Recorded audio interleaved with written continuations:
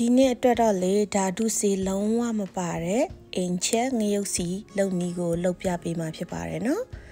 သူကတော့ပါဝင်တဲ့ပစ္စည်းလဲနှဲပါတယ်နော်ခရမ်းချင်ဒီငရုတ်ပွားဒီနဲ့ငရုတ်ဒီစိမ့်တော့ငရုတ်ဒီကတော့လေကိုကြိုက်တဲ့လောက်ထည့်ပေးပါနော်ကိုလိုချင်တဲ့ပမာဏဆက်ဆိုလဲအများများထည့်ပါနော်ဒါကတော့ကိုရဲ့စိတ်ကြိုက်ပါစားလိုက်ကြရအောင်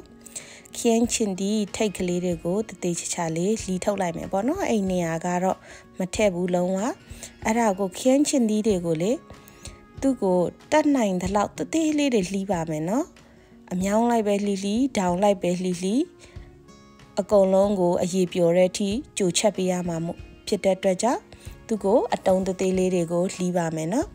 ခင်းချင်ဒီကလေအခုပြထားတဲ့ခင်းချင်ဒီကိုပဲရွေးလှုပ်เสียမလို့ဘူး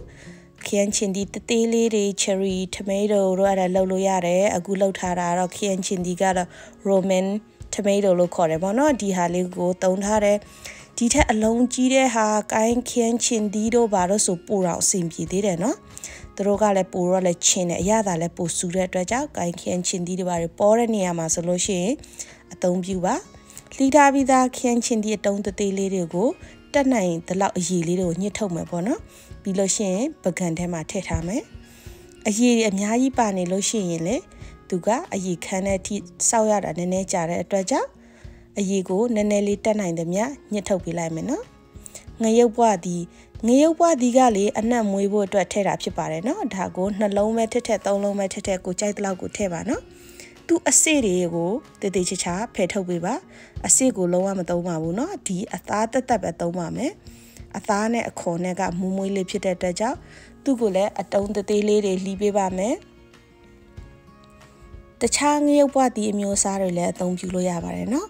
အိမ်မှာကဒီငရုတ်ပွားဒီကိုသုံးပြုတာများတယ်သူကမဆက်ဘူးမွေးပဲမွေးတယ်ဆိုတော့သူရဲ့ငရုတ်ဒီမွေးတဲ့အနှံ့အတွက်ကိုဒီဟာလေးကိုတစ်လုံးထည့်ပေးလိုက်တယ်ပေါ့နော်တချို့ကအဆက်လေးတွေကြိုက်တယ်အဆက်ငယ်ဥပသည်တွေကြိုက်တယ်ဆိုလို့ရှိရင်လည်းဒါကတော့ကိုယ့်သဘောနော်ထည့်လို့ရပါတယ်နော်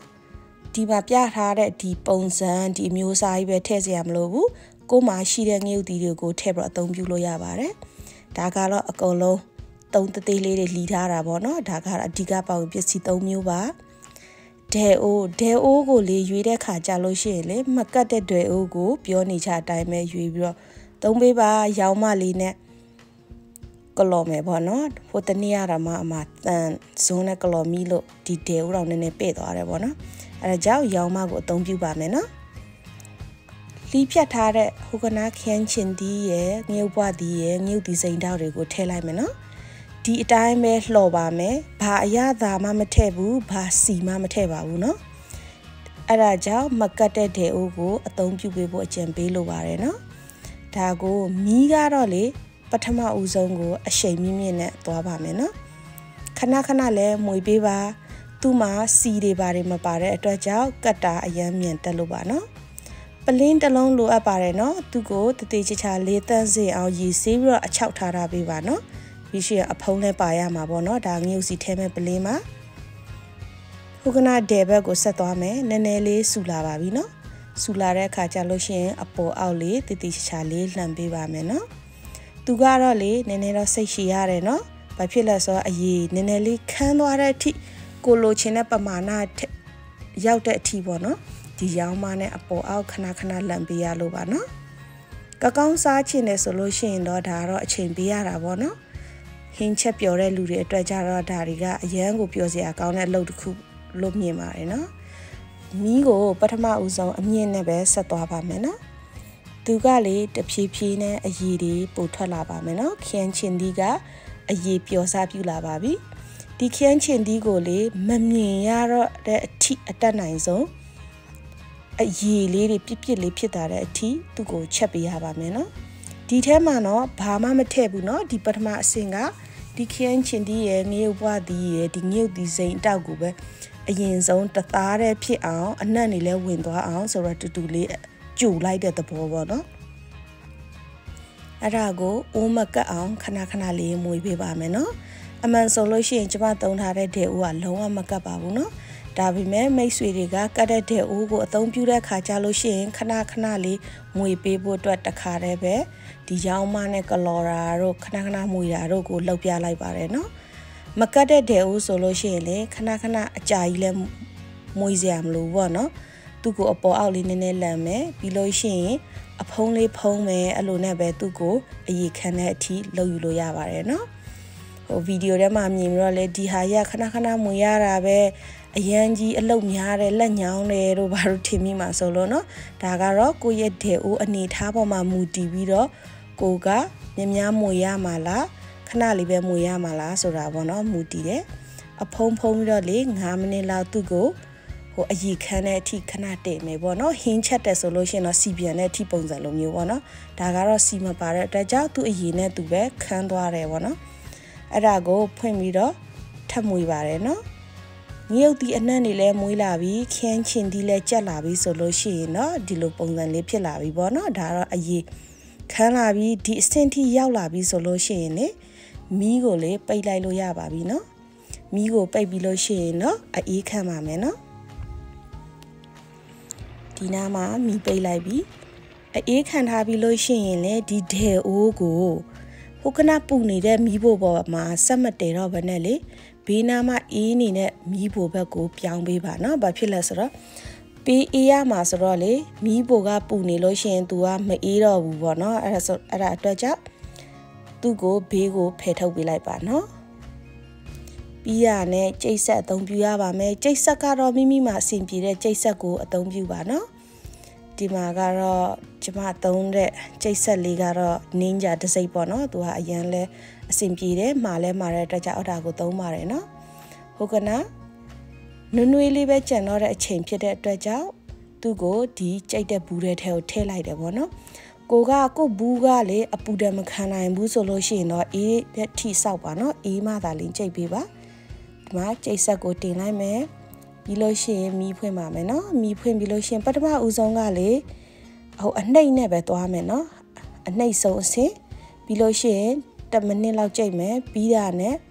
အလယ်အဆင့်နော်မီဒီယမ်အဆင့်ကိုပေါ့နော်သူကနည်းနည်းလေးအရှိန်ပြင်းလာတာပေါ့နော်အဲ့ဒါကိုလည်း10မိနစ်ထပ်ကြိတ်ပါတယ်နော်ပြီးလို့ရှိရင်အမြင့်ဆုံးအဆင့်ကိုလည်း10မိနစ်ထပ်ကြိတ်ပေးပါမယ်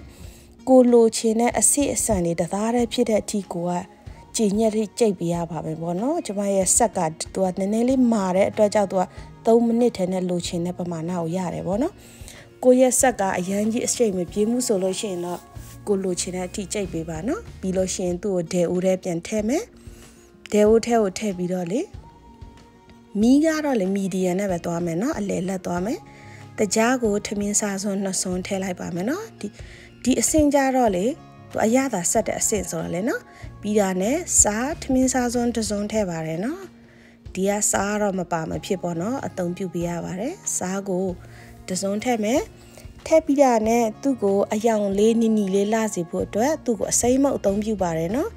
အစိမ့်မုတ်ကကိုမှရှိတဲ့အစိမ့်မုတ်အသုံးပြုပါထမင်းစားစွန်း2စွန်းထည့်ပါတယ်ကိုကဒီထက်အယောင်ပိုလှတာလို့ချင်လို့ရှိရင်2စွန်း3စွန်းထိထည့်လို့ရပါတယ်နော်ဒါမဲ့ကျမကဒီမှာ2စွန်းနဲ့ပဲထည့်ထားပါတယ်နော်ဘာဖြစ်လဲဆိုတော့ဟူကနာရဲ့သူ့ရဲ့ခင်းချင်တီးကလည်းหนีနေပြီပြီးလို့ရှိရင်သူ့ရဲ့အနှစ်လေးကလည်းတော်တော်လေးမွေးနေပြီနော်